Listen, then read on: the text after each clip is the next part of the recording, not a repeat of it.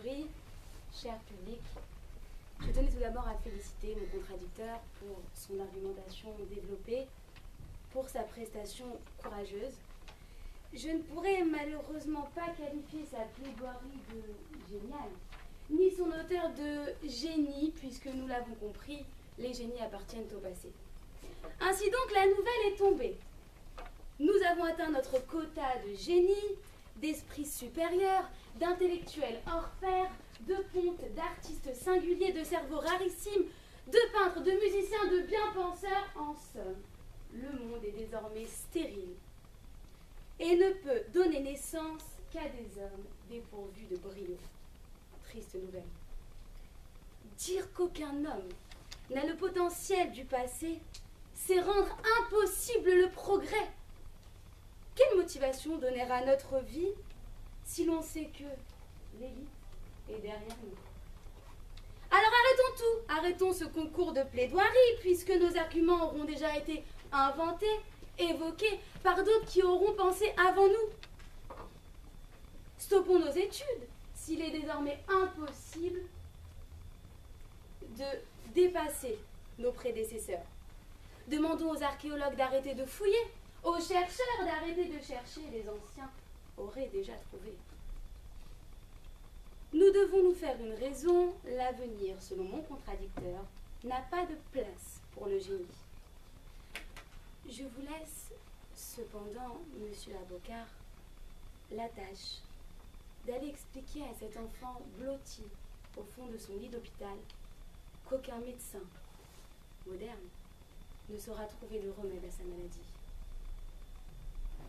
Non, l'ingéniosité n'est pas réservée à Freud, Marx ou Einstein. N'importe quel individu est capable de mettre en route son esprit d'invention dès lors qu'il dispose d'une certaine sensibilité. Baudelaire l'a affirmé d'ailleurs. La sensibilité de chacun, c'est son génie. Comprenez bien, je ne méprise pas le génie du passé. La preuve en est la citation de Baudelaire. Quoique je reste convaincue qu'après avoir reçu une pomme sur la tête, Newton aurait apprécié les vertus du Doliprane. D'ailleurs, en parlant de pommes, n'a-t-on pas qualifié de génie cet homme de notre époque, Steve Jobs? L'informatique, le web, c'est la création d'un nouveau monde parallèle, inventé de toutes pièces par des génies contemporains. Entre nous, qui n'a pas commencé à rechercher des informations sur les philosophes, Hobbes, Locke ou Rousseau, par son ordinateur? Le vrai génie, c'est Wikipédia. Pourquoi? Parce que, écoutez bien, c'est le génie du présent qui fait vivre le génie du passé. Je m'explique. Sans Internet, Google et autres moteurs de recherche, nombreux détails et inventions du passé auraient été oubliés. Grâce à ces nouveaux génies modernes, le génie n'appartient plus au passé. Le génie n'est plus contraint de rester enfermé derrière les barreaux du passé. Il n'appartient plus au passé puisque la connaissance acquise dans le passé est diffusée dans le présent. Sans ce génie du présent, le génie du passé serait tombé aux oubliettes. Ainsi, le génie du présent n'est pas seulement le génie du présent, mais c'est aussi le génie qui va déposséder le passé de ces génies. Ces génies d'autrefois dont vous parlez sont indéniablement des génies. Mais ils ne sont en réalité que des géniteurs de génie. D'ailleurs, sur ce point, on se rapproche parce que vous avez dit le monde actuel est fruit du passé. Ainsi donc, les anciens génies sont la base, les géniteurs des nouveaux génies. Quelques exemples. Qui donc aujourd'hui trouverait du génie dans le fait de faire du feu? Une simple pression de pouce sur le briquet et le tout réchauffe. On me parle du fameux Gutenberg, mais Zuckerberg est le génie qui permet d'imprimer plus d'informations que l'inventeur de l'imprimerie lui-même.